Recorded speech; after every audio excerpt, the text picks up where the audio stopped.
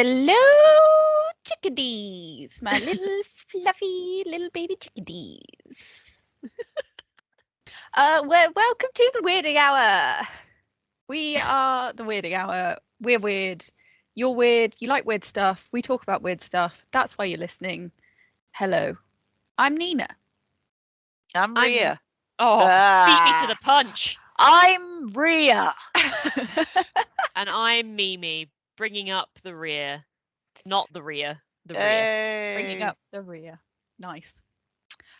So yeah, we talk about weird stuff while we make weird stuff. This week we're talking cannibalism. Ooh, num num num num num. It's pretty. Okay, that's going to be your response to every story we tell, I presume. Bit of long pig. Don't mind Just- if I do. Just at the end of every horrendous tale. Yum yum yum yum yum. Delicious and nutritious. And our craft today, I think last week we just said something involving wax, didn't we? Waxcraft. Something not a waxy. thing. Wax on, wax off. Exactly. Precisely. So I put down in the notes something waxy this way comes, Hey. and I didn't get anything waxy. I've got oil pastels, which are kind of waxy.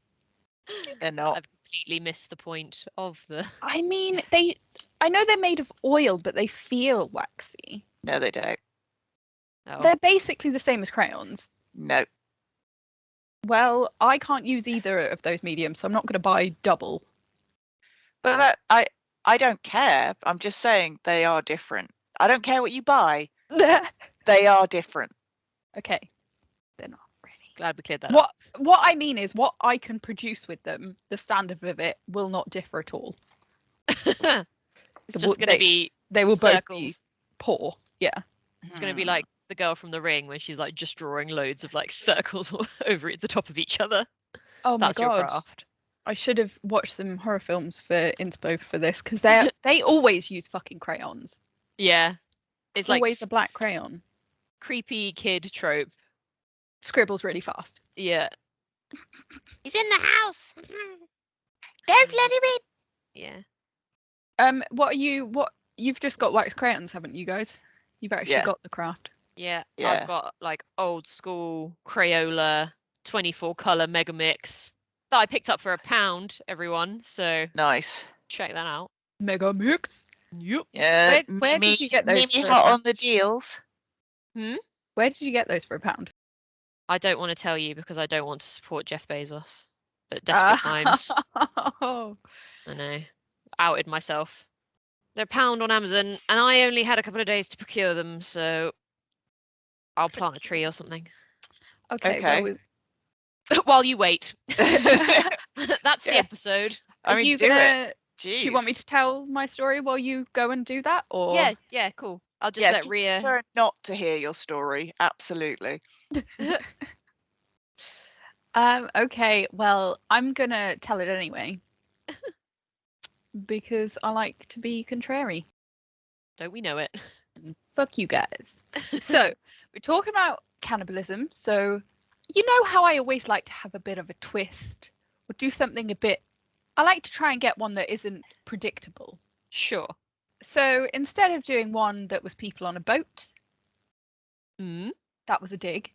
Yeah, I know. I'm not rising to it. I am going to talk about Big Lurch. Is that another dig at me? Yeah, Oh. it is from now on. If you start calling me Lurch, I'm going to be livid. I've got Lurch's posture. I say friends. My friends used to call me Uncle Fester, so because they thought Well, I yeah, looked like you do Fester. bear an uncanny resemblance. It's bald head Oh, Yeah, that's so you know, mean. in the dark circle, Stylish lonely, attire. willing to marry anyone. I don't know. Joan Cusack's pretty hot. Oh, she is in that film. Yeah, she did murder him, or try and murder him though. Yeah, but she didn't succeed. True. Yeah. So Anyway, back to our actual Lurch that I'm talking about today. His real name is not Big Lurch. You might be surprised to hear. His real name is Antron Singleton, and he was born in 1976, and he grew up in Texas. So we're in America, guys. Rhea Beth. It's gonna get crazy. yeah. So at 7 years old, he began writing poetry. And as he grew up, he was interested in hip hop, and eventually he decided that he was going to pursue a career in rap, and he began performing in 1990. He earned the name Big Lurch from one of his fellow rap colleagues. You can see this is a genre of music that I really delve into deeply. And he earned the nickname Big Lurch because he was very slim and 6'7". So he was big. He was like Lurch. He's a big boy. Yeah. So in the early 2000s, he began dabbling in horrorcore, which I had to look up, is also called horror hip hop, horror rap, death hip hop, or death rap, and it's a subgenre of hip hop where artists often push the violent content and imagery in their lyrics beyond the realm of realistic urban violence. Oh, so, to the point, gang crime is fine. Yeah, but it's to the point of like horror films. It's like gruesome and unsettling, and they say the thing on the Wikipedia said it can become like slasher or splatter film-esque. Oh, so it's like it's more like fictional horror levels instead like of overt body horror. Yeah, vibes. Okay. So that is Big Lurch, and he is currently serving a life sentence without the possibility of parole for murdering and eating his roommate. Oh, Big Lurch, no. Or Big Lurch, maybe no. Oh. I'm intrigued. Colour me intrigued. More wax you intrigued. Oh. No. So some background for him. So when he was 24 years old, he was driving his car and he was hit by a drunk driver, which broke his neck. And when he was released from hospital, he continued to suffer from pain related to that, and he had trouble walking. So to ease the pain, he started smoking PCP. Obviously. Which is quite extreme. So it's also known as angel dust. He said he tried it when he was younger, like a couple of times, and he knew it like had a numbing effect, so that's what he wanted. Okay. I had to look up PCP. Did you? Yeah. So it was actually used as an anesthetic and a painkiller like way back in the day, but then they started using ketamine instead because the side effects of PCP are quite severe. So it can produce like dreamlike and floaty or numb feelings, change your perception of time. You can feel really happy and upbeat, or you can feel really panicky and paranoid. And some people become more aggressive and violent when they are under the influence of it. It can change how you see reality. So you can have hallucinations and believe things that aren't true. And it can also lead to a severe psychotic state. Yeah, like people that self-medicate, smoke a little weed or take a little ketamine. But yeah, PCP is like, that's like people like Florida man wandering the motorways looking for brains to eat. Isn't that PCP? Is that a specific incident? Or yeah, there was definitely a guy, I believe a Florida man, who was arrested and has been smoking PCP, and he's picked up on the motorway and was like trying to eat people's brains. He was like hallucinating that he was a zombie. I mean, Florida, fully believe it. Yeah. Probably hadn't even been smoking. Just born and raised Florida. Yeah, that's just how you do it. That's enough. So he was smoking that to relieve his pain, and he returned to his music career, but he was living in a dope house with gang members. So yeah, a dope house. That's my house. No, my house is not a drug house. Yeah, it's for drugs. It's just dope. Yeah, it's both. Yeah. So basically, he's not in a super great environment. No. And on April 10th, 2002, there was a house party in his house. His friends started passing around the PCP, and according to Big Lurch, they just kept feeding it to me and feeding it to me. The next thing I remember, I woke up in jail for murder. That's a bad hangover. It's not a good party, is it? No. So what happened? The day after the party, police had found him walking up the street, pulling his hair out and barking like a good dog. Good dog. Good Yeah. dog. Like a god. Yeah. Guys, I'm probably dyslexic, right? The way I read things out loud. Yeah. Swap Yeah, why letters. not? Nerve engines. No one neurotypical saying that, are they? No. Seeing as I thought that was seeing as I thought I actually said it. Anyway, they found him walking up the street, pulling his hair out, barking like a dog, completely naked with blood on his body. The downstairs neighbour found Taisha Sayis's body in front of the door. Her chest had been torn wide open and slices were through her face. What? A 3-inch blade was found in her shoulder blade. Wow. Her mother said they wouldn't let her see the body, but she had a cousin training as a coroner who told her, "You don't need to come down here. You don't need to see this because it's worse than they're saying." Oh, Wow. fuck. Yeah. So the slices that were found through her face were actually found to be teeth marks, Oh. which were also on her lungs, which had been Her torn lungs. out of her body.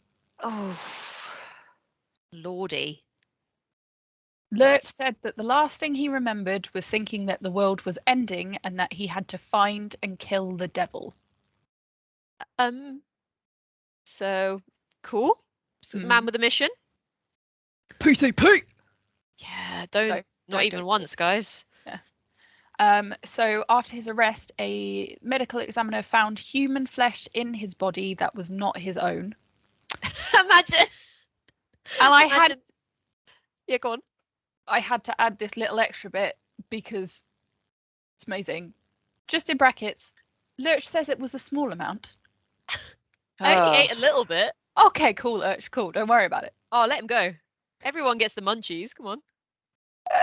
You never tried PCP and got a bit hungry for human flesh before? Yeah. Just a little bit of love. So he claims he was framed by Taisha's boyfriend and that the boyfriend and the group of people were there got him high on purpose to take advantage of him. But he was found guilty and sentenced to life without parole. I mean, it sounds like he just had a really bad trip. Like, there doesn't need to be a reason for it. It does, but there are some discrepancies. So this is why it's a bit like, basically, it's technically solved, but some people think it's unsolved. Oh.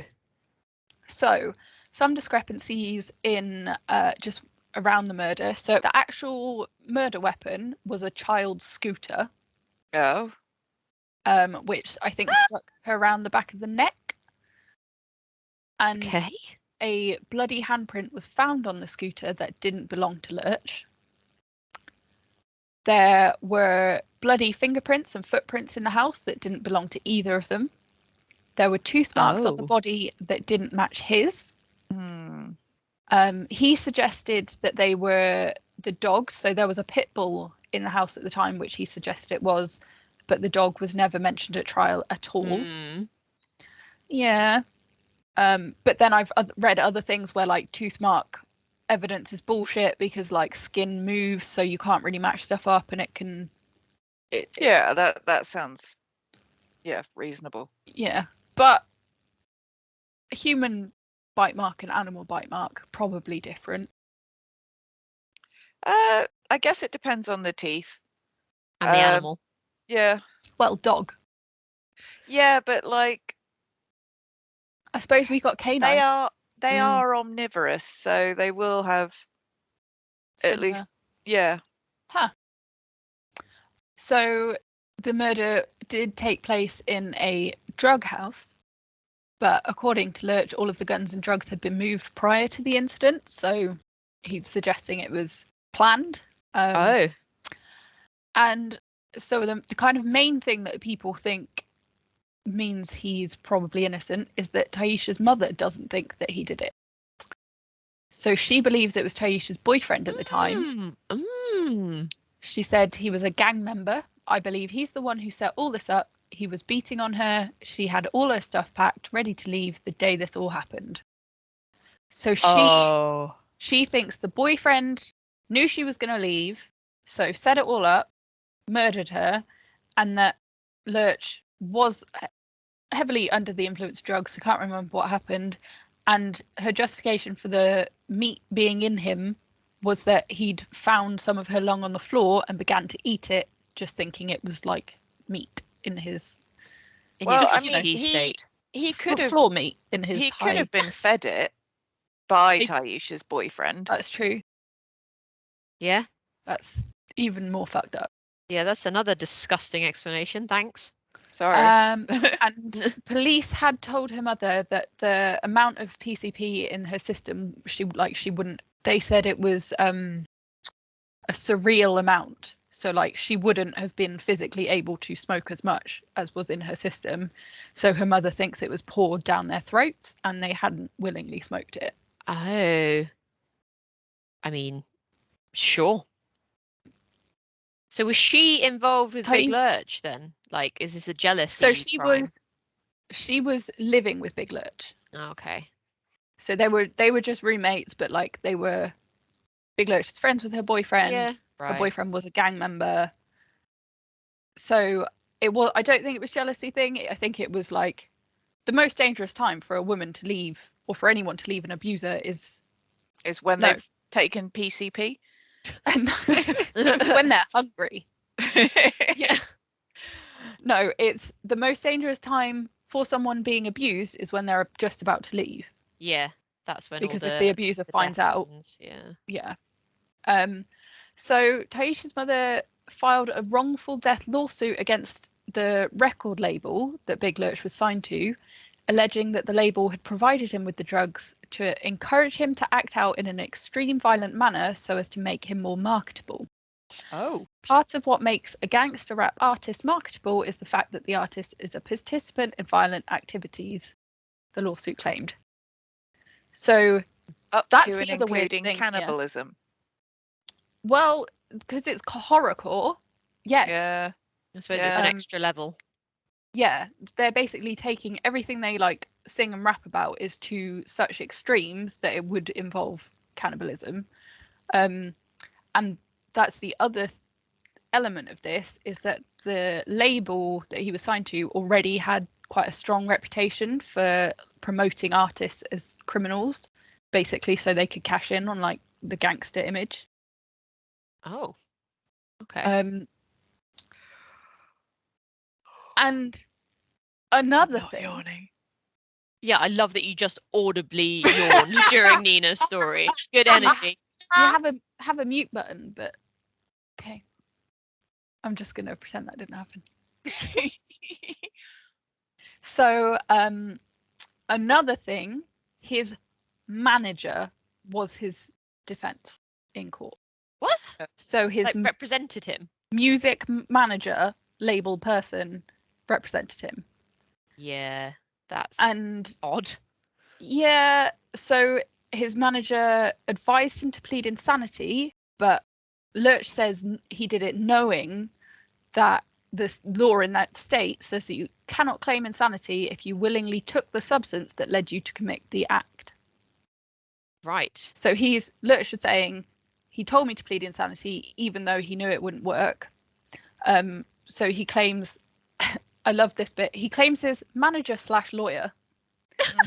It's like sister wife. Lurch claims his manager lawyer. Yeah, that's not a combination. You actor model is fine. Manager lawyer is not fine.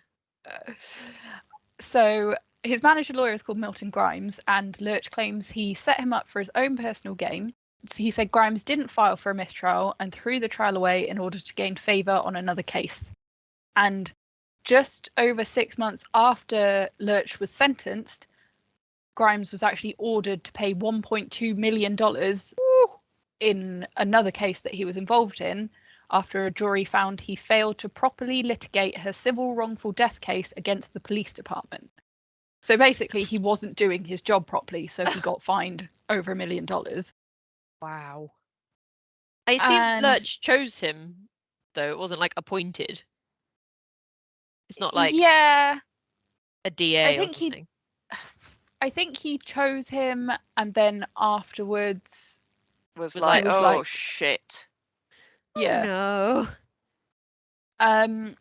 And there were 2 more points that he had, which were his horrorcore lyrics from some of the songs he'd written were used against him in court. So Oh, come basically, on.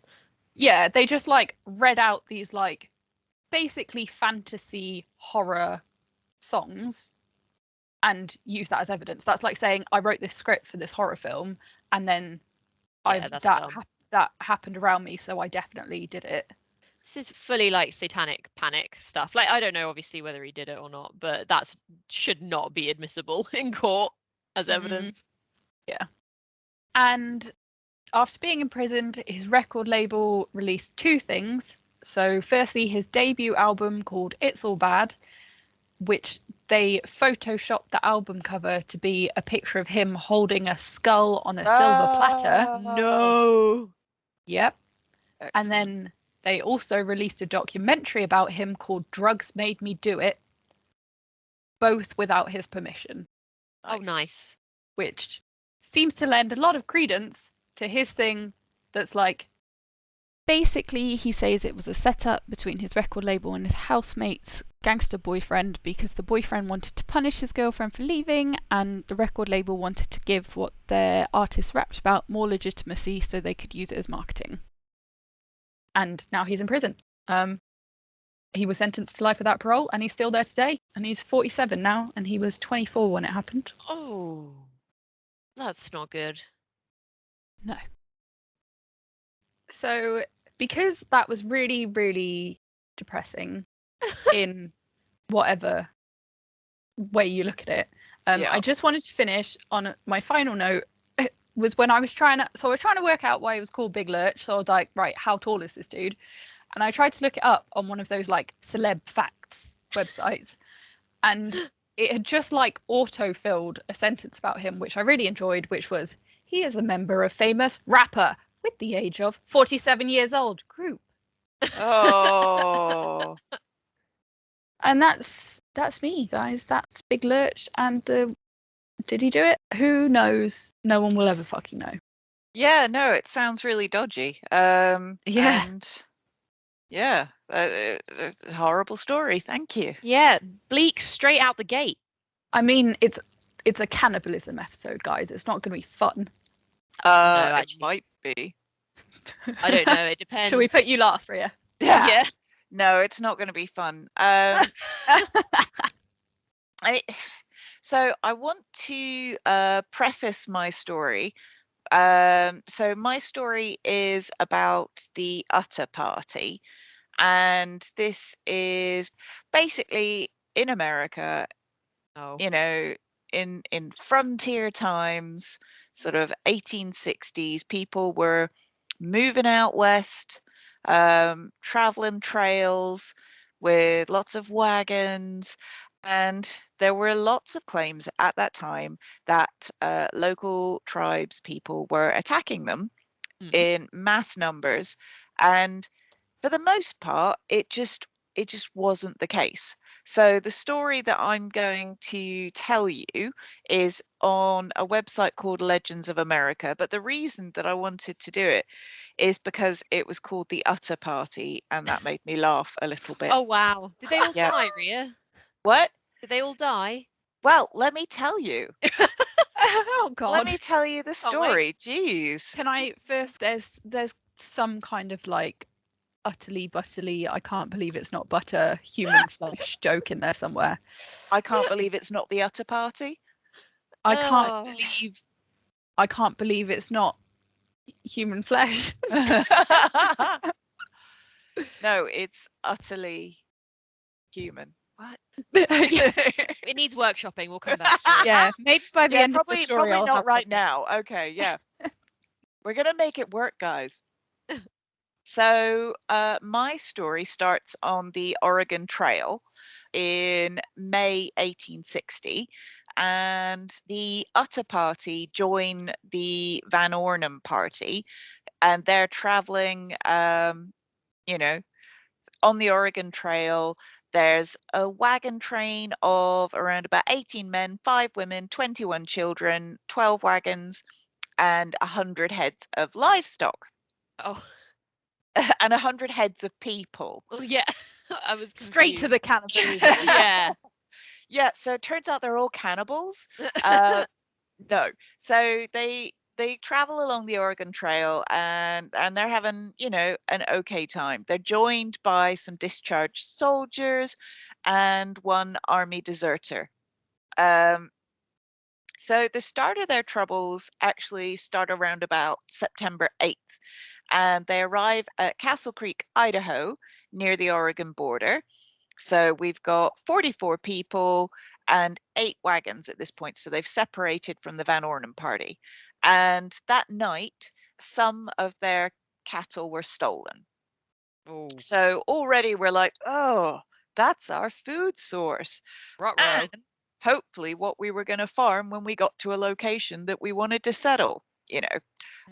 So times are tough when traveling on these trails. Like, it really was the Wild West. Do you know what I'm saying? Like, it was properly like there was nothing. Like, no land, no shops, no food, no farms. Like, they had to have everything ready to go to start farming to be able to survive that first year. And if they survived that first year, then they could, maybe keep suffering. So Oh. it's fucking hard. No land. No land until they get Oh, you some. mean for farming? Yeah. Like, Cool. Agriculture. It just sounds like they're like floating around in space. Yeah, no, like they don't. These trails are tough, man. There's not even a trail. I Yeah, feel there's like There's not even ground. Not The even earth Hey, isn't they're there. just floating through the air. Like, it's really hard. the Native Jesus. Americans would have something to say about there being land before the Oh, the yeah, settlers no, got there. land exists. But what I'm saying is the people Rhea traveling on thinks it. land doesn't exist. Ha ha. These people traveling on it, A, are not good with the land. B, don't really know how to farm. C, like, what the fuck are they doing? Anyway, so they, after they've lost a bunch of their cattle, they head on northwest, and then they are attacked by Native Americans, or they're charged by Native Americans.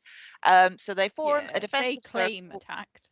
Yeah, that's the other issue. Is it's things are hard enough already. Like, I feel like a lot of these attacks are A, made up, B, exaggerated, C, just things that like got really quickly into the media at the time, which was really keen on portraying negative stereotypes.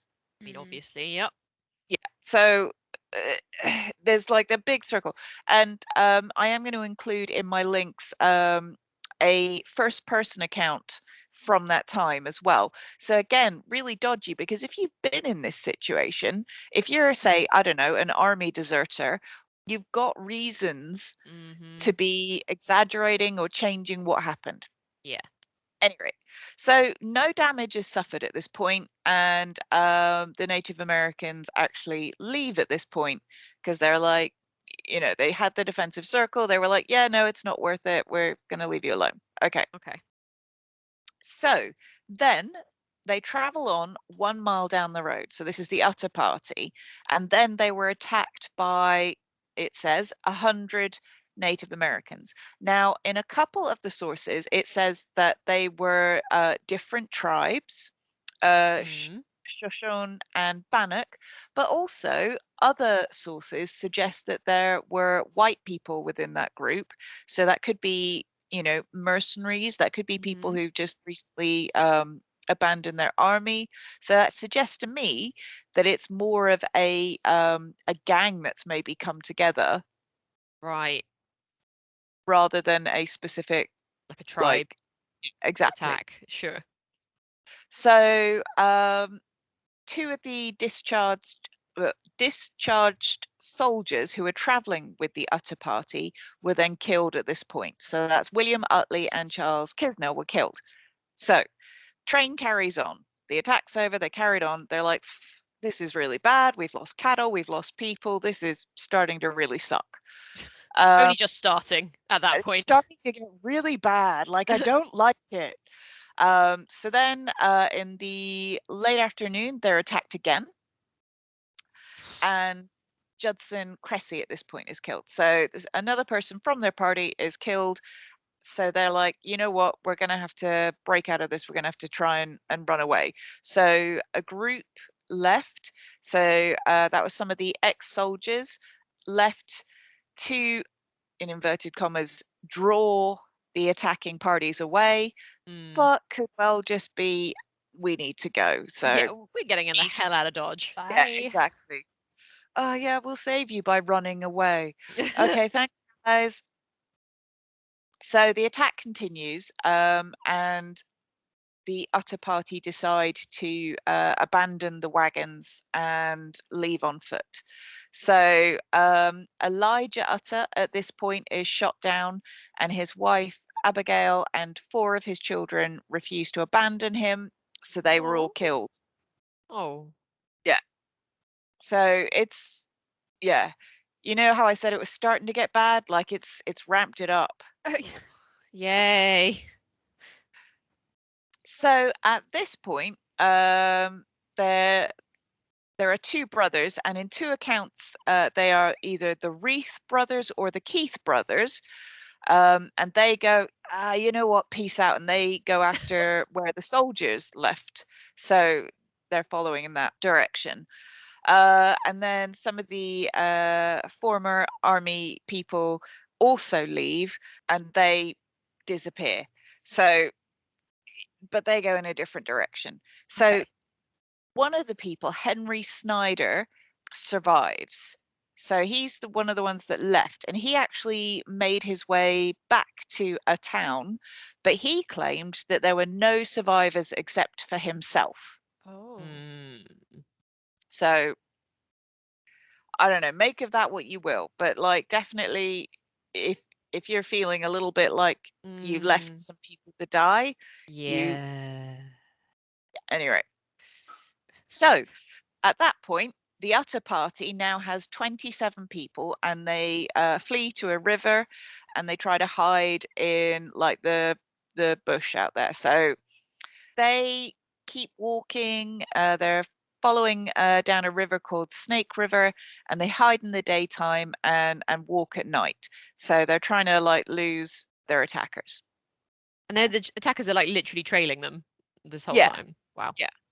So yeah, so bear in mind, like on September 8th was when it started. We'd now got to September 17th. And they've found a starving cow, and then they kill it and eat it. So they're like, you know, yay, we found a, Yummy. yeah, exactly. So at that point, 2 members, Goodsell Munson and Christopher Trimble, try to go ahead to seek help. But I think they actually get captured by Native Americans, and Christopher Trimble dies in captivity. Oh.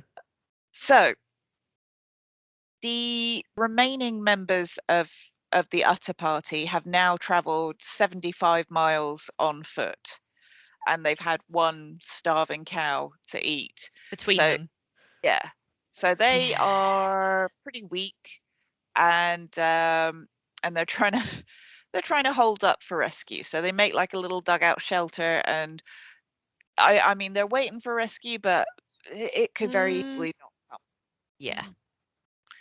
So before Christopher Trimble was killed in captivity, he actually went back to try and find the party, and he'd actually killed a horse to try and take it back to them. But the horse meat was too heavy, so he had to drop some of it on the way. No. Yeah, so these guys are starving at this point. Eventually, some of their children die from starvation and weakness. So after some discussion We'll vote on it. and prayer, Oh. That'll help. yeah, they decided that they would eat those dead children. Eat the babies.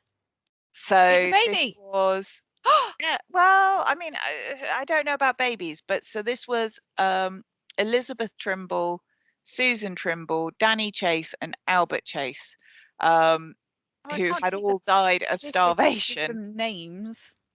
and then they were I eaten. mean, you would, wouldn't you? I You would. would, Yeah. you would. Yeah, I would.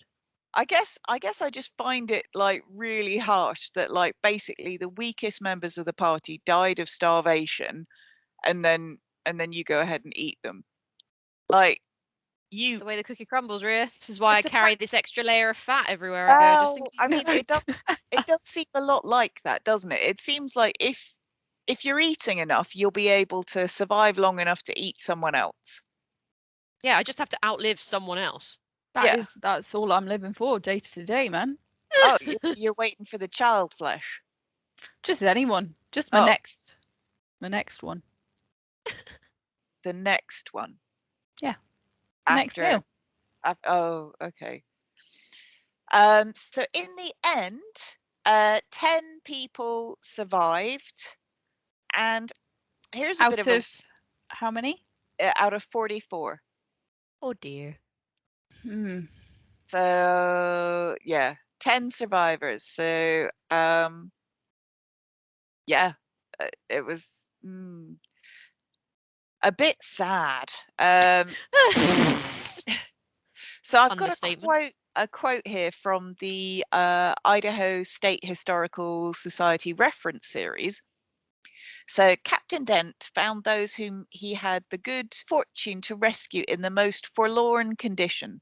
They were in a state of perfect nudity, having been stripped by the savages and left to perish. For 10 days they had subsisted on the bodies of the dead. When discovered on the 27th of October near the bank of a small stream, they were in a state of extreme emaciation, their bones protruding from their skin. On seeing the deliverers, the women and children fell on their knees and in the most piteous accents implored food. But I will not pain you by attempting a further recital of sufferings, not to be imagined by any who had not been overtaken by a similar calamity. A thrill of horror and of the deepest sympathy vibrates through the whole country, and the universal voice demands that the protection of the government be no longer withheld from our citizens in a district so often and so deeply stained with the blood of the emigrant. Jesus. Wow. Yeah.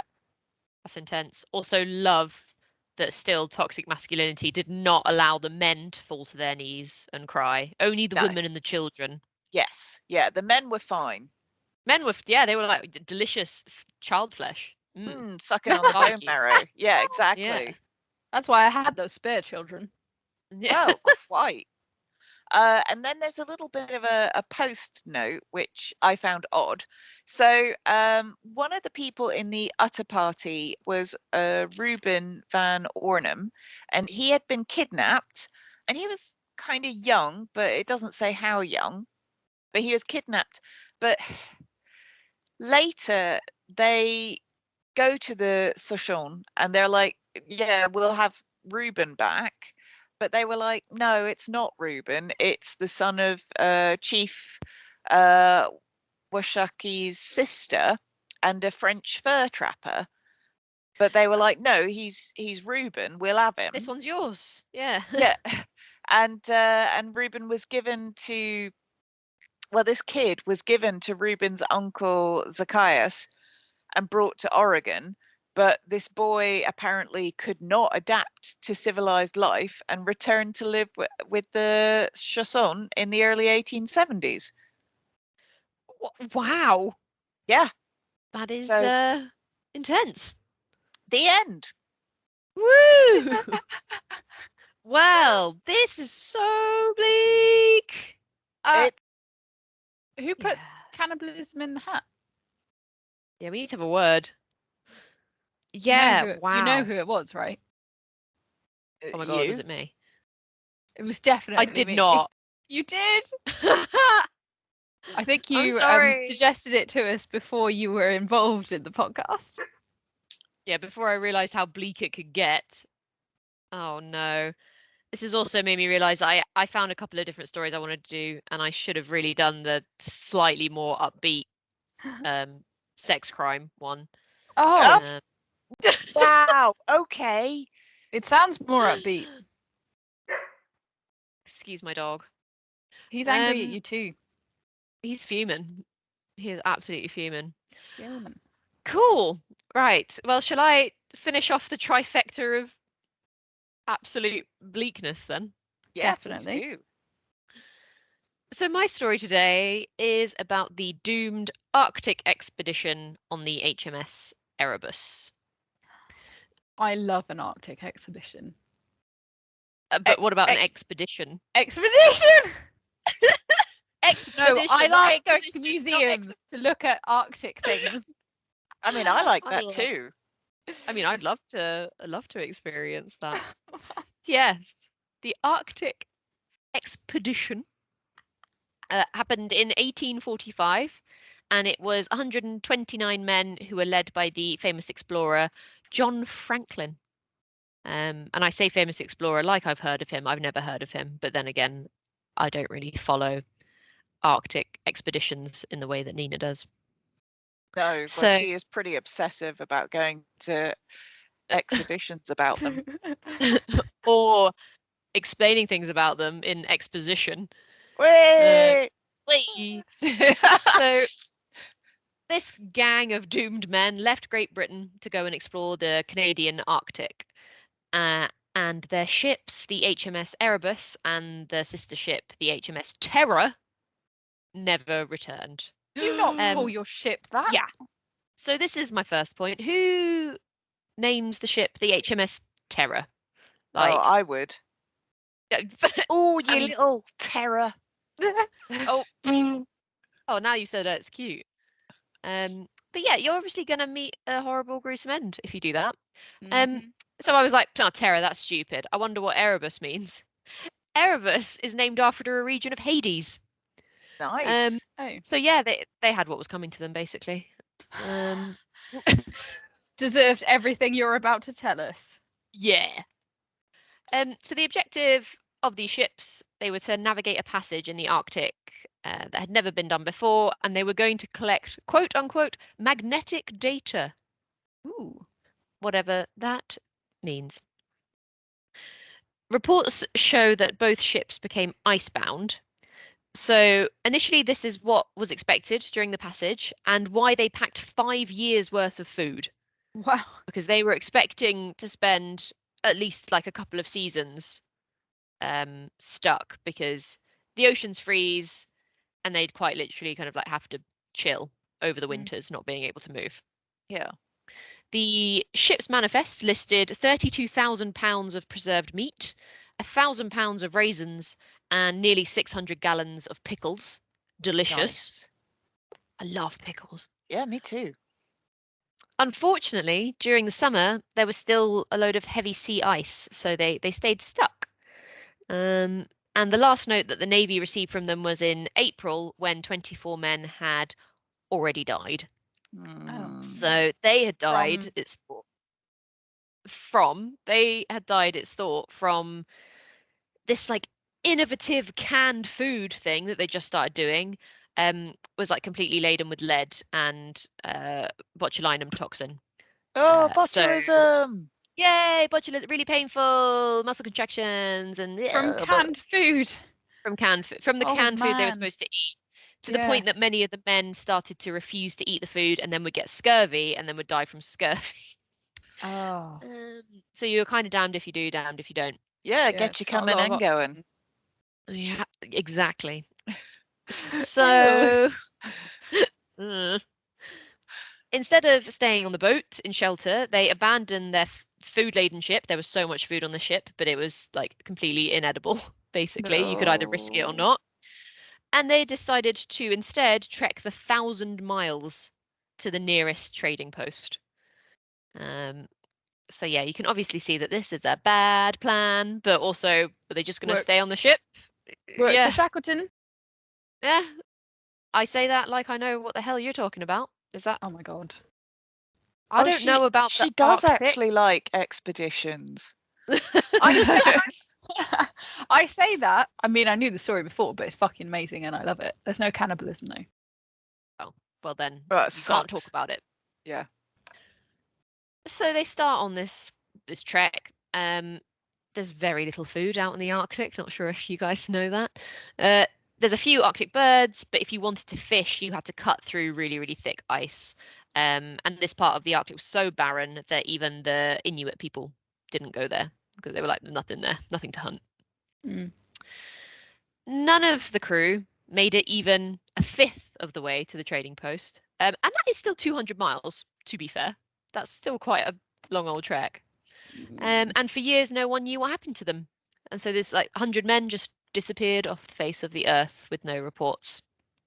Oh, they disappeared in someone's belly. Right. Oh, There's just one of them comes back really, really fast. yeah. You did make it sound like all of them were eaten by one really cool dude. Just arrived like smacking his lips. It's like, Mm. so in 1854, so that's nearly 10 years later, a Scottish explorer met some Inuit people and they had items on them that they wouldn't usually have, like kind of Western items. And they discovered it was from Franklin's crew. For example, they had a telescope and some other kind of personal effects. And the Inuit people said that they had found them abandoned over a few camps, and I quote, where the dead white men are. Oh. So they Yeah. also described, piles of bones that had been snapped in half, as well Ooh. as kettles that contained cooked human remains. Oh. Are you kidding They- me? I'm sorry. They just left the human remains in there without Yeah. eating them? Like, why are there Well, leftovers? Are just they not bones. starving? I assume it was so. It was bones, and they had a particular effect on them where they'd been scraped against the side of like a hot okay. kettle. Okay. So it was basically everything that was left that they couldn't physically ingest. Okay. I was gonna say. Yeah, guys, come on. Finish If you're your gonna meal. cannibalize, do it right. So these people also had stories of a small Inuit hunting group who had traded seal blubber to the crew in exchange for a knife. The Inuit watched as the men melted the blubber and cooked the meat over it, losing the blood and the fat, which the Inuit knew were the most nutritious parts. So they were like, these stupid white dudes out here without a clue. We just gave them something super valuable, and no wonder they all died. Yeah. So the Scottish explorer, his name was Ray, he reported this back to England, and it was largely treated with disdain and disbelief. Oh well, Charles no, Dickens- because they would never. They would these good Christian men They would couldn't. never. No. Exact. And Charles Dickens, don't know if you've heard of that guy. Charles he wrote- Dickham. Mr. Dickham. Well, after you hear what he says, fuck this guy. Charles Dickens described it and wrote in a weekly newspaper that it was the vague babble of savages. Yeah. So yeah. Yeah, I mean, he is a renowned dickhead, so. Yeah, See? I wasn't Yeah. surprised. Charles Dickhead.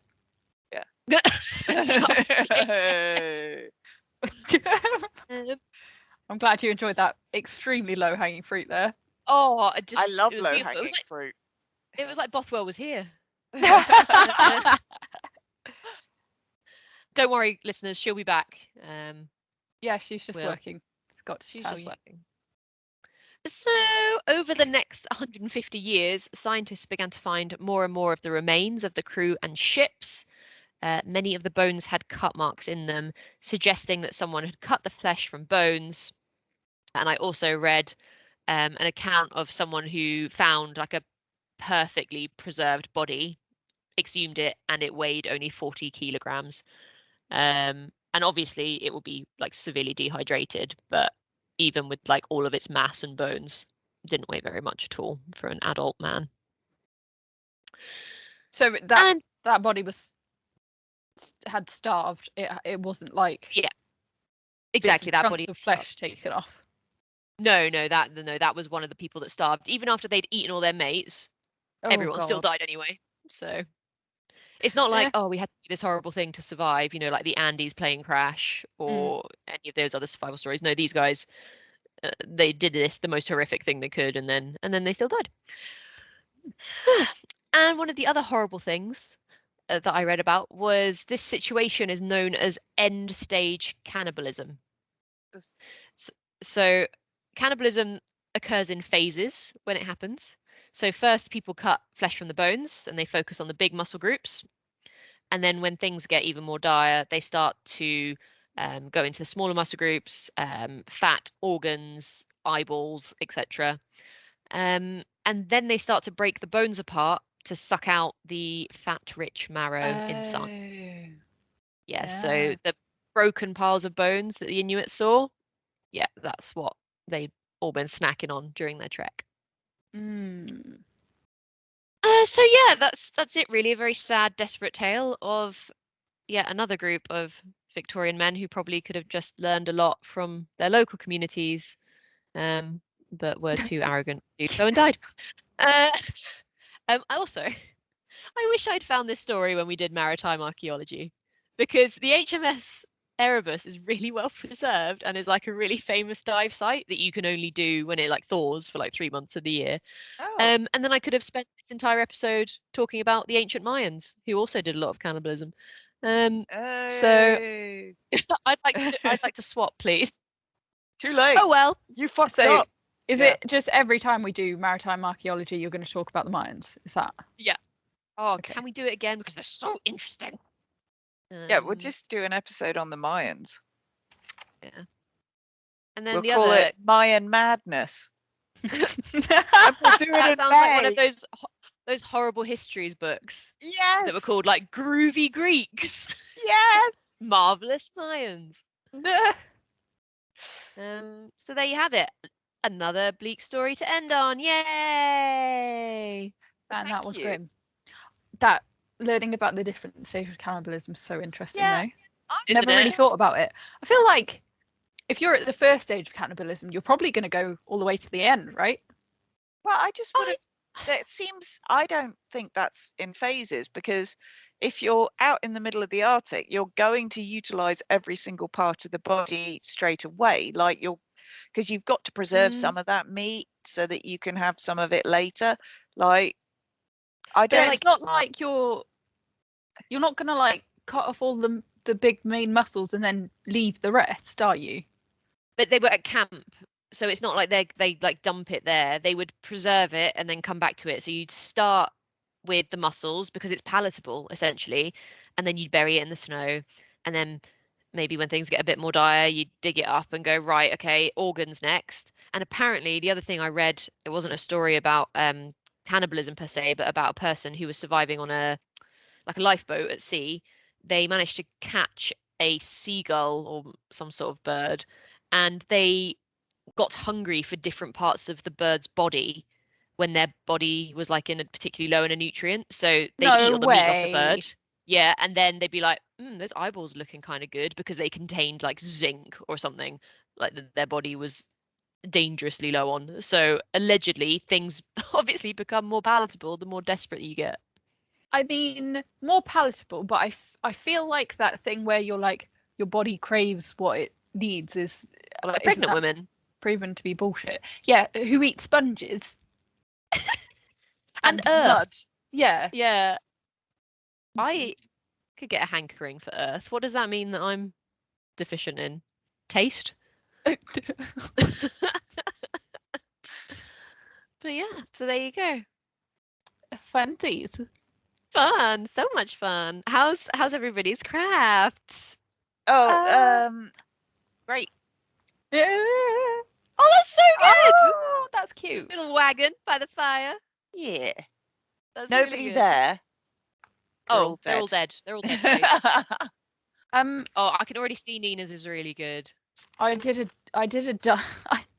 smart thing, but I did it dumbly. Dumbly. So I did the thing where you like color in a page, and then when you draw over it, Ah. it goes onto the other page. But I just did it all in blue, basically, and so because You could I have wasn't, drawn blue. yeah. So it's just come out blue. So I wasn't really thinking about what I was gonna do.